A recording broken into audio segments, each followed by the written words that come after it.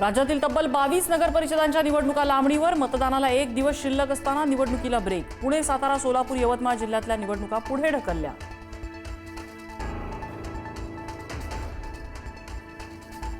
सर्व बाजूंचा विचार करून आणि कायदेशीर सल्ला घेऊनच काही निवडणुका पुढे ढकलल्या। उर्वरित निवडणुकांवर परिणाम नाही, राज्य निवडणूक आयोगाकडून स्पष्टीकरण।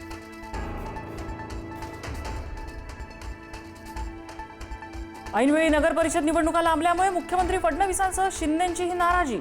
निवडणुका पुढे ढकलणं चुकीचं, फडणवीसांचं मोठं विधान। तर अशा प्रकारे निवडणुका पुढे ढकलल्या जात नाहीत, शिंदेंकडून खंत व्यक्त। नगर परिषद नगरपंचायत निवडणुकीच्या प्रचाराचा आज शेवटचा दिवस। मुख्यमंत्री आणि उपमुख्यमंत्र्यांच्या सभांचा धुरळा उडणार। आज रात्री 10 वाजेपर्यंत करता येणार प्रचार। विरोधकांना ते हरणार याची कल्पना, मैदानातून निघून जायचं हे काही योग्य नाही। ठाकरे पवारांच्या प्रचार सभा झाल्या नसल्याने मुख्यमंत्री फडणवीसांचा निशाणा। कार्यकर्त्यांना वाऱ्यावर सोडलं म्हणत केशव उपाध्येंची टीका।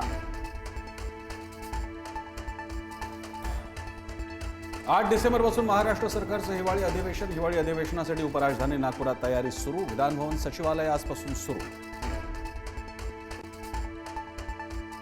तळकोकणात निवडणुकीचं धुमशान। कोकणातल्या निवडणुकीत राणे बंधूंची प्रतिष्ठा पणाला।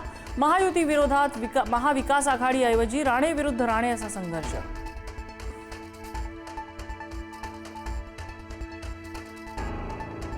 नवी मुंबईच्या पनवेलमध्ये मतदार यादीत एकाच वडिलांची 265 पेक्षा जास्त मुलं। नक्की धृतराष्ट्र कोण? बाप की निवडणूक आयोग? मनसे पनवेलच्या तहसीलदारांना विचारला जबाब।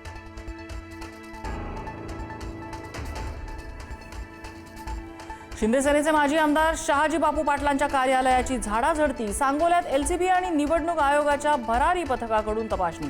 1 तासाच्या तपासणीनंतर पथक रिकाम्या हाती परतलं।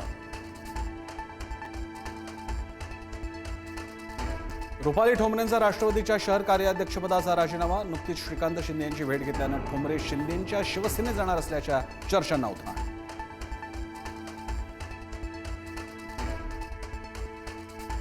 वाहनांना HSRP नंबर प्लेट बसवायला मुदतवाढ। 31 डिसेंबरपर्यंत HSRP नंबर प्लेट बसवता येणार। परिवहन विभागाने दिलेली 5वी मुदतवाढ।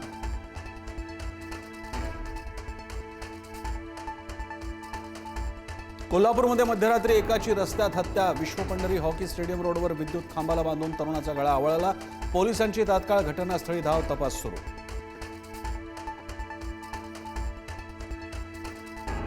प्रचारासाठी जात असताना आमदार ज्ञानेश्वर कटकेंच्या गाडीचा अपघात। कारच्या धडकेत 4 वर्षीय बालिका गंभीर जखमी। पुणे अहिल्यानगर महामार्गावरच्या शिरूर जवळची घटना।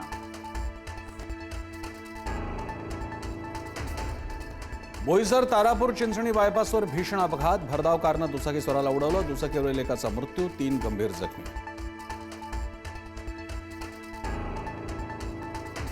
दिल्ली स्फोट प्रकरणी काश्मीरमध्ये 8 ठिकाणी एनआयएचे छापे। जम्मू काश्मीरच्या शोपियामध्ये एनआयएची छापेमारी।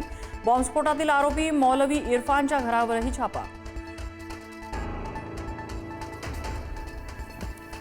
दित्वा चक्रीवादळाची भारतात धडक। चक्रीवादळामुळे तामिळनाडू आणि पुदुच्चेरीमध्ये सोसाट्याच्या वाऱ्यामुळे पाऊस। आतापर्यंत 3घांचा बळी। आतापर्यंत खराब हवामानामुळे चेन्नई विमानतळावरून 47 विमानांचं उड्डाण रद्द।